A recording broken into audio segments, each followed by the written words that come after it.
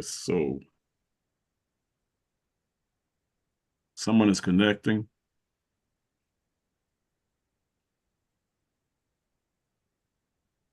Oh, that's Julia.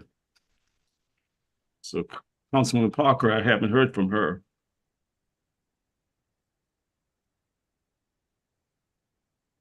Is the mayor joining?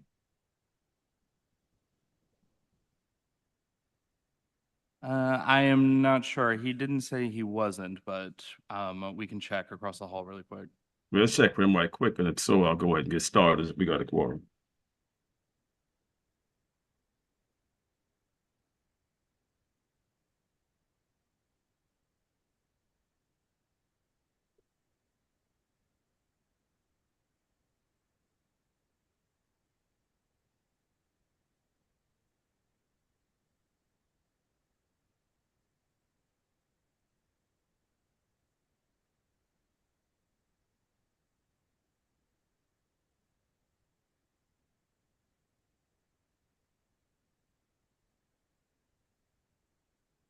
Mr. Chairman, it's 3:03. Huh? It's 3:03. Okay, we get ready to get started. I'm gonna give it 1 more minute, 2 minutes, and if the mayor's not gonna join right away, we'll go ahead and get started. We got a quorum because we have 1, 2, 3. We have 4. 4 people, so that's a quorum. We can get started. As soon as you let me know. We're already on record. Yes. I think he stepped away from his Patrick stepped away. Here he is, walking in now. Okay. Well, we have a quorum now, so okay. we're going to get we go ahead and get started. So I'll depart. Mm-hmm. Sorry. We have 5 now, so I can depart. Is that correct? Yeah. Mm-hmm. Okay. All right. Thanks. I'd like to call the Community Development Committee to order. As customary, we'll do an invocation. Councilman Waring, I know you're not on the board, but could you do an invocation, short invocation for us, please? Let us pray. Eternally Father, as we come before you today to do the people works, we thank you for your many blessings. We thank you for our staff, and we thank you for the intellect on all sides that's trying to do the very best for the citizens that we have the pleasure of serving. We pray for our country during times of important decisions as we are in right now. Pray for our state and our city. Pray for those less fortunate, and pray for those who put themselves in harm's way to protect the democracy and the republic that we all enjoy. These prayers we ask for in your name as we watch over them, ask for their oversight. Let us all say amen. Amen. And also we'll keep Councilmember Sickings and his family in our prayers. Thank you for that. Thank you for that. All right. I think we don't have too many people, public participation. I think we had one person that sent in.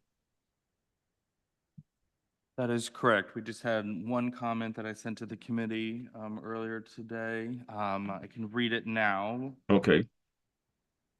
I am so excited to hear that the city is committing $10 million for affordable housing as a part of the Sumar redevelopment, as the affordable housing component is not to be conveyed to the city or other applicable public authority as stated in the draft Public Infrastructure Improvements Agreement.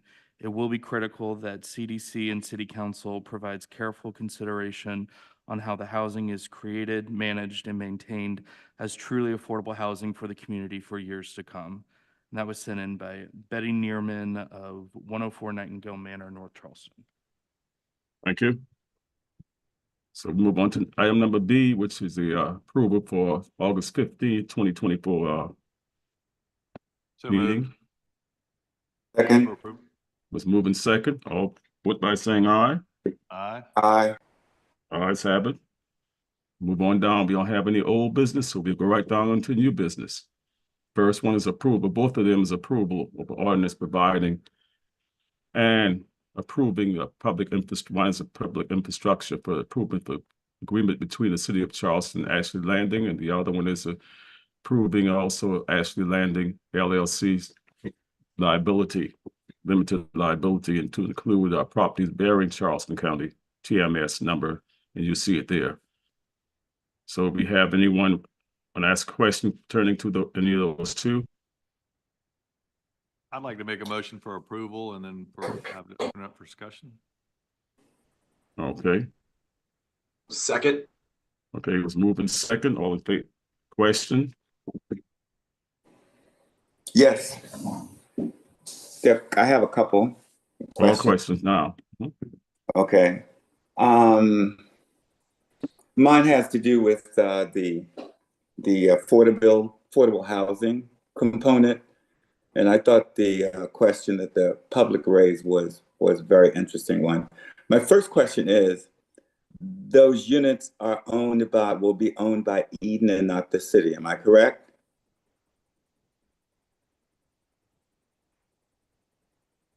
Is somebody can answer that question? Jeremy, I believe it's yes, but verify that, Jeremy, that it would be, but they'd be deed restricted for the affordability component. That's correct.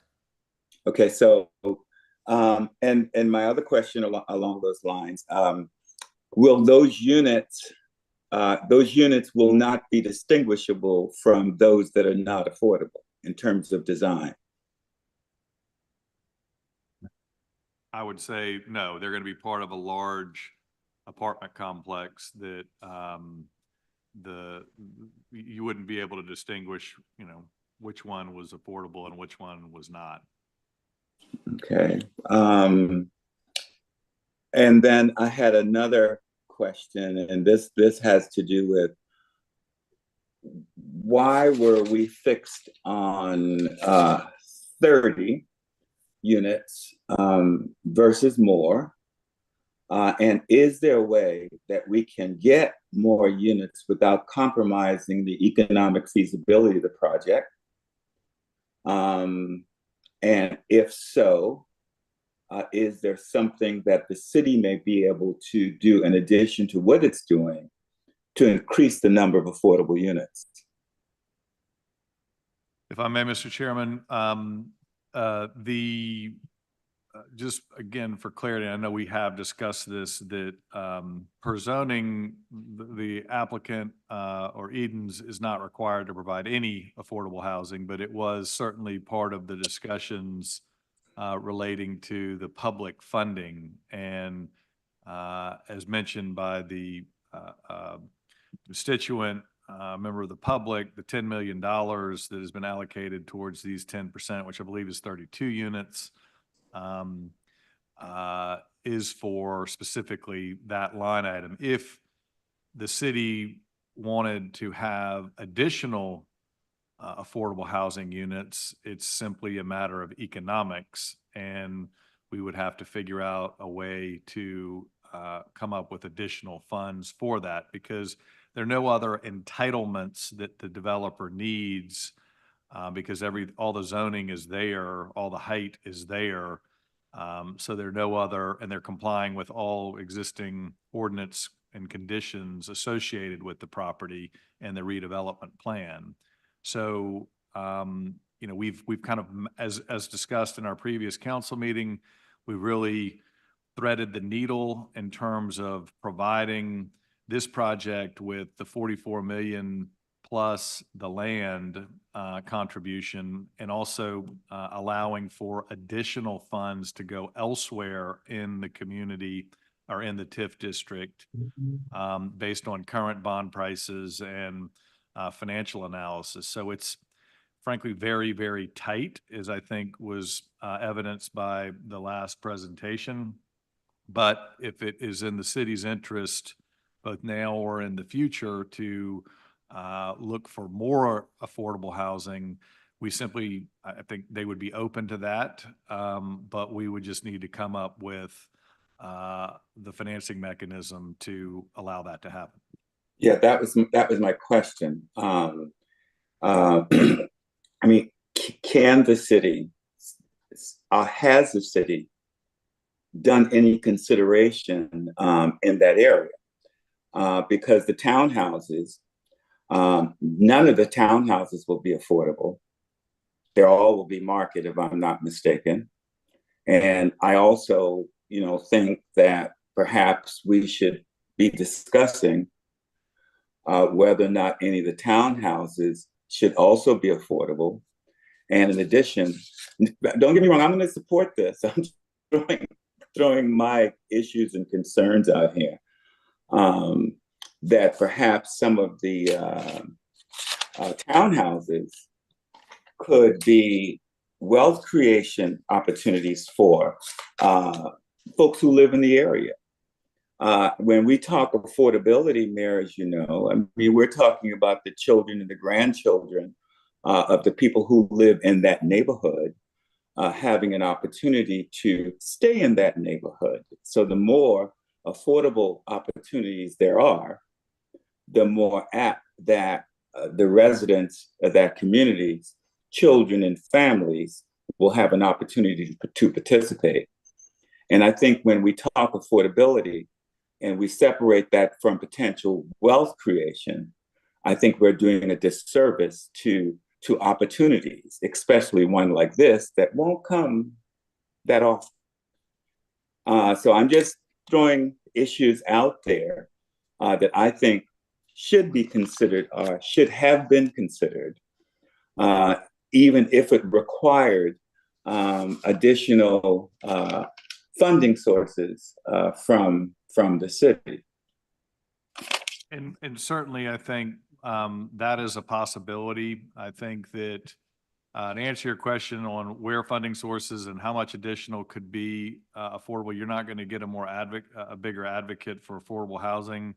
Well, maybe you, but I'm right there behind you, Councilman Gregory, I would say, and just in terms of the socioeconomic need, not just for this part of West Ashley, but really the city in general. But it is a financial constraint that we have. And if council decides to use additional funding for additional affordable housing, that is certainly, I think, a conversations that Edens would be willing to have, and they're nodding they would.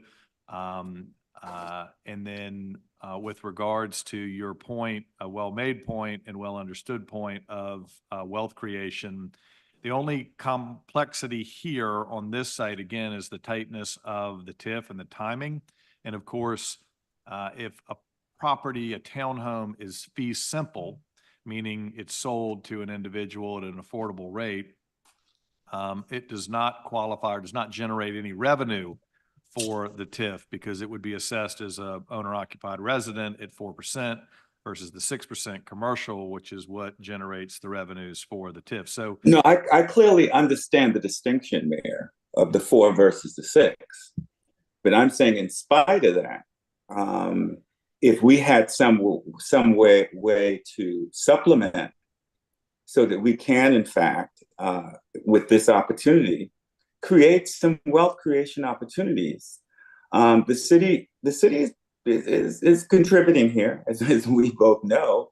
I'm just saying that we negotiate additional benefit for the city's contribution, even if it requires us to attempt to identify additional resources. This is a rare opportunity, West Ashley. And I just think that when we talk about developing a mixed-use development like this, we want to make sure that the folks who are working out there, the waitresses, the salespeople, and I can go on, could have an opportunity to work, live, and be entertained out there. And the more, I know I'm preaching to the choir, the more units we can put out there, I think the more opportunities the residents and the people of West Ashley will have to participate in this. So I'm just throwing that on the table that I think that, we should be negotiating a little more. And what I've said to you, I've already said to Eden. Okay, so they are familiar that I would probably be bringing these points up. I just want to make sure that we don't lose opportunities to provide additional affordable housing and at a minimum some wealth creation. for the residents of that area.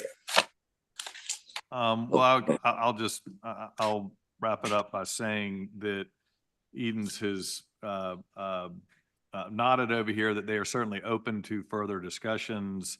My suggestion, just given the timing and the complexity and again, the timing of the TIF and how critical that is, that we move forward with this and open up dialogue for potential additional affordable housing units and or fee simple opportunities potentially on the townhomes, provided we can find an additional funding source for them that council will approve.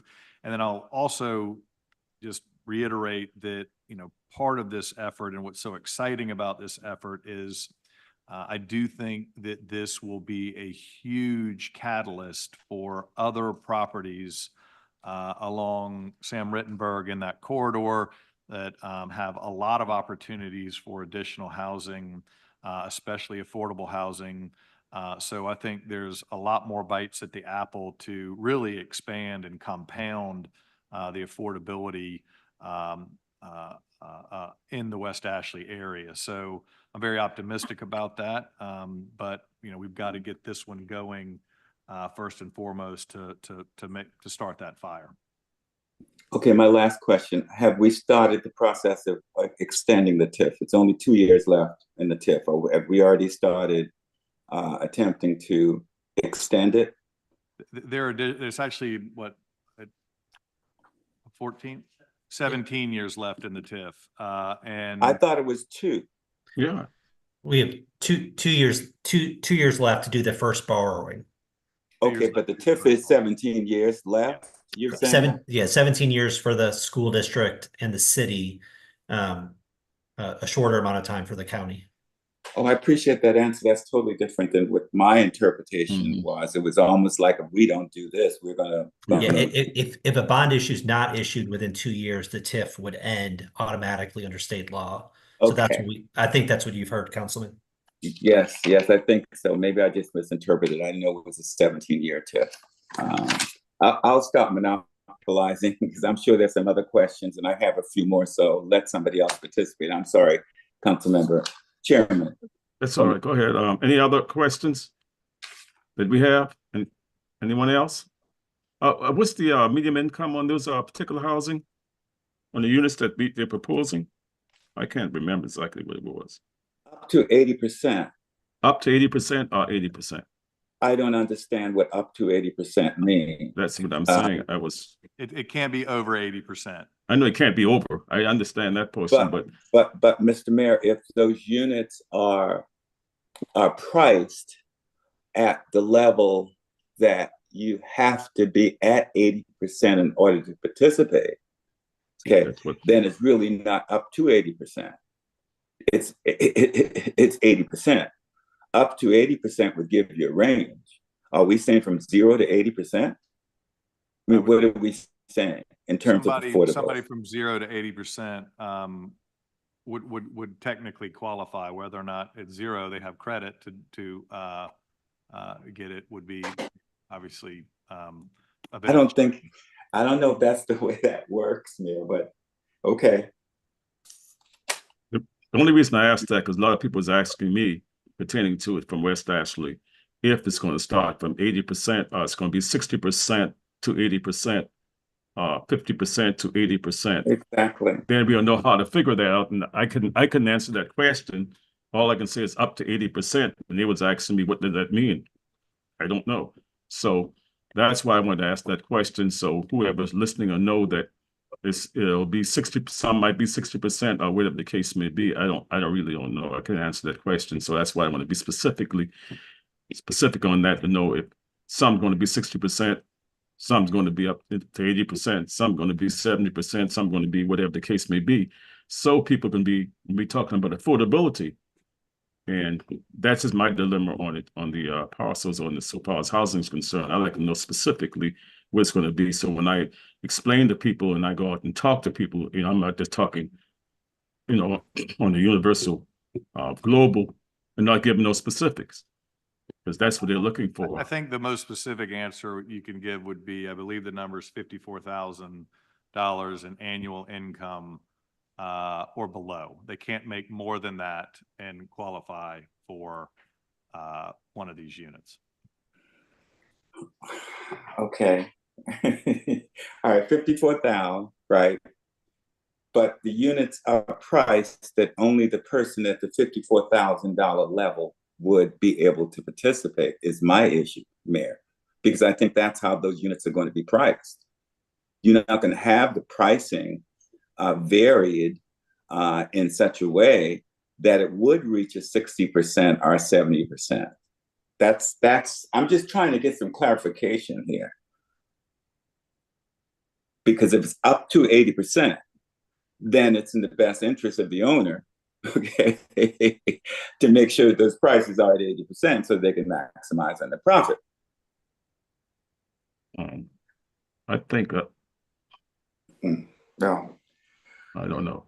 I know, I see Councilman Waring is online, and I think he might want to ask a question. I'm going to permit him to ask a question. Well, thank you, Mr. Chairman, but I was waiting to hear the answer to that, but I haven't heard it yet. No, I haven't. The question is, would the developer or the owner of the unit lean towards somebody making as close to $54,000 a year versus somebody that would make $40,000 a year? Correct. In all likelihood, yes. I would Okay, think that would be the and that's answer. why I'm saying, Mr. Mayor, not cutting you off, let's just call it what it is. I think we are up to 80% That's AMI. not- Okay, all right. I just want the record to reflect all that. Thank you. yeah. Thank you, Mr. Chairman. My question was the period of affordability. I know that was supposed to be hopefully worked out by this meeting. What's the length of time of affordability on these? How many years on the 32 units? That is, I believe, still being finalized. As I understand it, the city has gone with the normal 90 years. The developer or Edens is running numbers on that, and their experience, the time period and other TIFs that they've worked within are 30 years. I think I think we would agree that that is too short. So we are trying to finalize a number on that. The typical depreciation term, full depreciation on a commercial property is, I believe is 39 years or 37 years. So I would think it would need to be at minimum that. So that Councilman Waring, in full transparency, I do not believe has been fully finalized as of yet. Okay. How can we come through with a final vote on this? We can't. We don't have that part finished. And Mr. Mayor, if I may, can someone provide us with examples of this up to 80% rule and how that works for clarity? Yeah, I think that'd be easy to put together a memo on that for sure. Okay, thank you. And it will be consistent with the United States Department of Housing and Urban Development's rules in that regard. I'll have to talk to how we do it. I'm sure it's based on HUD guidelines. Okay, all right. Uh, Thank you. I know we had some discussion before, and a lot of the council members have agreed with it, that if things are not, if the city is putting any type of money at all in it, they wanted things over 30 years. They were talking about no less than 50. And that's what we were voting on that. And we had a lot of discussion pertaining to that. Once the city put any funds in it at all, or if the city's involved in it, because we was talking about 30 years, 25 years. And I think, Mr. Mayor, I think you've heard a lot of discussion pertaining to that, because those years go by so fast. When you look at affordability is gone. And so we need to look at that very seriously too, to see when they come to council how it's going to fare out that way. And so I'm just throwing that out so everyone can be aware of that. Because that's the same thing I was looking for, because a lot of time we said affordability and we were looking gone, affordability is gone, and people still wiped out again. And we trying to keep the area, the city of Charleston, if you may, with that balance, if you may. And to keep that balance, we have to do those things to keep a balance in the city of Charleston. And I think we have not done a good job in some respect to that, in my opinion. So that's what we are looking for. And if I may, Mr. Chairman, I think we would absolutely all agree that it's a absolute minimum at 30. But in this case, I think, and we're hearing from Edens that they would be open to longer 40. Perhaps it would make sense, and I get Councilman Waring's position that, we'd like to get this determined before we have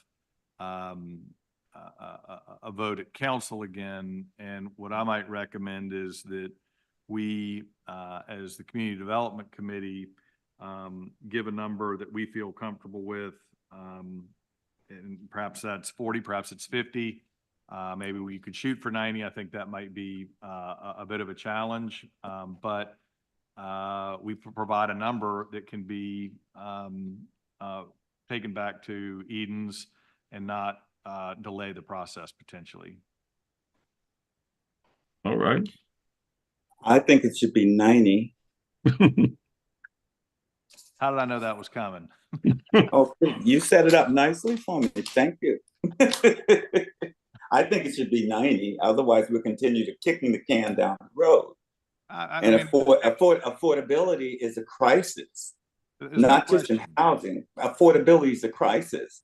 And as much as we can do to keep things affordable for our residents, I think we should. Okay, and I think 90 years. Right, I'm with you. I mean, it in a perfect world, 90 would be great. My only concern and consideration here is that this has been very fragile, and I know we want to keep pushing the developer, and we'd like to have more affordable units. We'd like to have it for 100 years. It's just we are threading a very, very tight needle based on time, based on economics, based on market conditions, based on the complexity of this project. So what I might recommend, if I may, Mr. Chairman, is to amend my motion to approve with the contingency that we are able to lock into a minimum of 40, ideally 50 years of affordability up to 80%, and staff will provide details on the language associated with and what it means financially for the up to 80%, so that there's absolute clarity there. Can we also include, Mr. Chairman and Mr. Mayor, that we also talk with Eden about additional affordable units, and if there is something that we need to do to try to help make that happen as well between now and when we vote? I mean, I'm going to support it. I just want to try to investigate every cranny, crook and cranny, where we can get an additional affordable unit out of. Well, I think Mr. Mayor can include that, amend that to his motion, and let's put all that in one big package, if you may, and just see how it turns out. Mr. Chairman, I guess. Yes. I know I'm not a member of the committee, so I appreciate the privilege of speaking, allowing me to speak. But why don't the mayor I agree with that. Why don't the mayor just amend his motion with a time frame and go back for expediency? Because I agree, we don't need to delay it. No, we know that time frame has been kicked around out there. It's the mayor's motion, off an amendment. So hopefully you all can vote something to come forward to council. All right, I'll amend the motion to move to approve items contingent upon entering into a final agreement, and I'll split the baby here at 45 years minimum for affordable Oh, boy. component.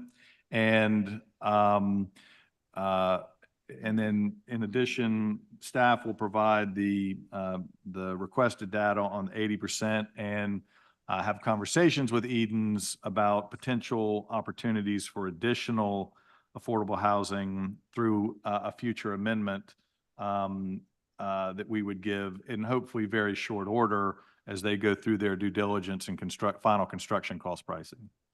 And we get more clarity on the absolute numbers on the TIF.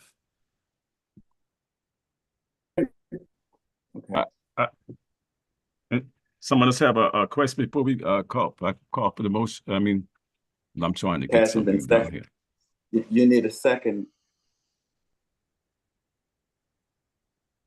Or haven't been second? Well, I'll second it so we can go on, you know. Okay. Okay, you heard the motion coming from the mayor and it was second. All in favor, vote by saying aye. Aye. Aye. Aye. Opposes? No opposes, I have it. This will be falling on to city council. With the amendments the mayor was making, okay? I lost my agenda, so I forgot which one is next. I'm trying to find my agenda. Is that the Mr. Chairman, DRB? The DRB? Presentation of West Ashley TIF DRB amendment, planning and preservation. We have Okay, I'm pulling it up. This arena is coming down and knocked my computer out of the whack. So Oh, it's coming down. yeah, it's coming down and it knocked me off. So next on the agenda, whoever can read it off for me, and then we can go on to the presentation. Yeah, we have Eric Pullman will give this presentation on behalf of the planning, preservation, and sustainability staff. Thank you.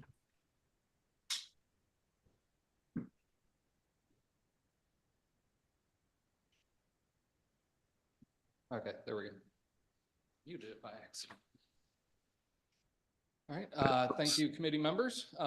This is on here per request of a few different council members that we also look at how can we help accelerate the review process in the West Ashley redevelopment TIF.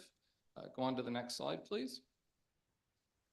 So what we're looking at right now is just the West Ashley redevelopment TIF going from Citadel Mall and the Savage Road area up to the location that we were just discussing, Ashley Landing and Orange Grove Road.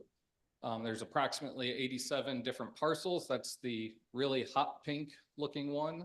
The pale pink is the Special Job Center that was created in 2016 and referenced in from the Century 5 plan as a way to help bolster the DuPont Wapu area as a location to keep local industry and local commercial alive.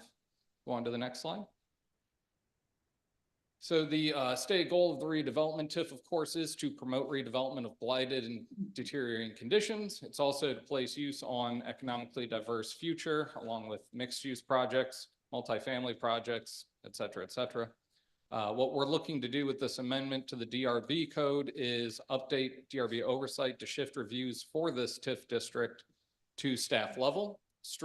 This will help streamline the permitting process and help the TIF address the blighted quote unquote conditions, and as well as fit within timeframes for redevelopment. This shift we consider, which should consider the demolition review and the design review to go to staff only. The idea behind that being that the majority of the corridor is starting to come up on the 50-year mandated review for demolition, but that the majority of this is not of the capital A architecture and can be reviewed at staff level to see if it fits the rest of the criteria regarding if it should be preserved or not. Go on to the next slide, please. So the suggested amendment, we have 11 different items on the scope of authority list. So we would be just sliding in an item 12. You can read it there that the development and demolitions would be going to staff level.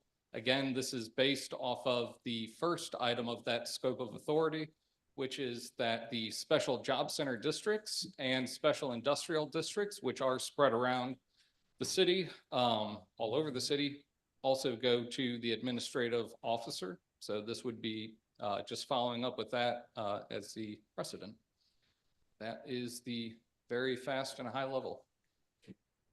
Mr. Chairman, I've moved for approval. Second. Been moving second, all in favor, vote by saying, any What questions? about the, what Any about questions? Questions? Yes, Questions? I have a couple of questions, Mr. Chairman. All right. This Gregory? would only be this will only be applicable to the district, right? Which Correct. means other parts of West Ashley will still have to go before the DRB. Is that how you interpret it? I should interpret this? Yes. Okay. Was there any thought of perhaps making this applicable across the board, so that it would not look as though we're doing special changes for specific project? Well, I think given that it is 87 parcels in the TIF district, it would be hard to make the argument that this would be spot zoning, but I like the way you're thinking. Yeah, I'm not talking spot zoning. I'm just saying that if we're going to do this, let's do it. Is that an amendment? I'm for it. Yes. My amendment is that we do this across the board in West Ashley.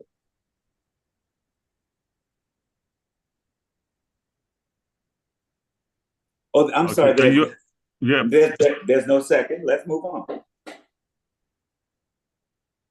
For the question, Mr. Councilman Appel, do you have something? Are you was saying? He didn't? No. I didn't second it because I think that even as excited as I am by that prospect, I do think that maybe doing something like that on the fly is maybe not what we ought to be doing. But I certainly think that if nothing else, this is going to be very instructive, because we'll be essentially creating a little bit of a science experiment here, where we were going to have a significant part of West Ashley subject to a much more streamlined, less onerous, less subjective, less complicated, less expensive development approval process. And we'll be able to track what happens once we make this change. And I think it'll be very instructive as we move forward, because let's face it, guys, this TIF's been in place for years now, and the redevelopment has not come organically in West Ashley. And I think there's a variety of reasons for that.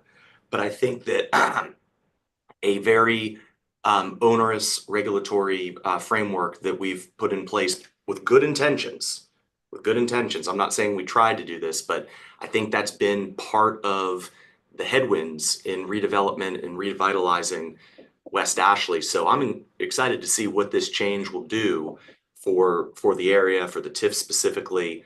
And just to be clear, we're not like throwing design review out the window. We're just making it more streamlined. That's the idea here. So it'll be very interesting to see what happens. But those are my only comments for now. But this is an exciting and very, very positive step. Okay, this is probably a question for legal. If staff's recommendations are challenged, who do they go to? She's coming. It goes to the board. To the board, back to the DRB? Correct. Okay. And that's an appointed board, right? Yes, sir. It shouldn't come to council? If I the mean, board- Well, right now, statutorily, okay, if the board upholds the staff decision, they can file a notice of appeal to the circuit court. We mediate it if they ask for mediation, and that decision comes to council to bless one way or the other. Okay, so they can still go further. Okay. All right. Thank you. Any other questions? Yeah, Mr. Chairman, this is your non-committee member. Anyway. Okay, non-committee member. I want to thank the mayor, Mr. Pullman, legal staff, planning, and all for getting it to this point right here. I do believe one location would have been problematic. The whole Yeah. TIF area in particular, I want to highlight Mr. Bowman on here, putting the job creation center in there, the light pink portion, I think was certainly very important. And I would hope that you all would move this along. But I will say this, the question that Councilmember Gregory came up with, and this is something I've had with legal, when the appeal is made, and it goes, let's say, that, I don't know, I have a project, well, not me, but John Doe has a project that goes in front of, goes in front of staff, and obviously the engineer for John Doe disagrees with staff. It goes to the DRB, which we've taken it from, but we're giving it back to them on the appeal. And let's say that's still a disagreement. Then the business person has to take City Hall to court. To me, that is anti-small and small business. The Fortune 1000 companies, frankly, we saw that with the beach company, with the Jasper. They could afford to take City Hall to court. Frankly, Eden's can afford to take City Hall to court. But some of those people in that job creation category, some of the people that have carpet supply businesses and wood supply businesses that are located in there, kitchen cabinet businesses, they won't be able to, let's put it like this, it's a stretch to take City Hall to court. I believe, and we don't need to do this now, but Councilmember Pell, I think we got some more work to do on this, hopefully, because areas like South Windermere and Moreland area, part of the Burns Down area, probably still need to be in the DRB. But the further south you go, not on Savannah Highway, not so much. But that said, we had a rule before, Mr. Mayor, and a lot of members of council remember this, but we had a rule that if the planning commission that we appoint, mayor and council appoints, if they voted against something, it took 75% of the total elected body, the mayor and 12 council people, which came to 10 elected officials, not a quorum, but 10 elected people had to vote to override a commission we appoint. Now, in this, that was certainly anti-small business, anti-women and minority-owned business. To me, this rule where they have to file a lawsuit before they can appeal to the elected body, let's just say the elected body voted against them. They still can go to court. But why should we require them to go to court first? I'm just saying it out because I think we ought to revisit that in the pieces of South Windermere and Moreland and certain sensitive areas of Burns Down area. It'll add a later time, but this is pretty good right here. And I want to thank everybody that had something to do with this.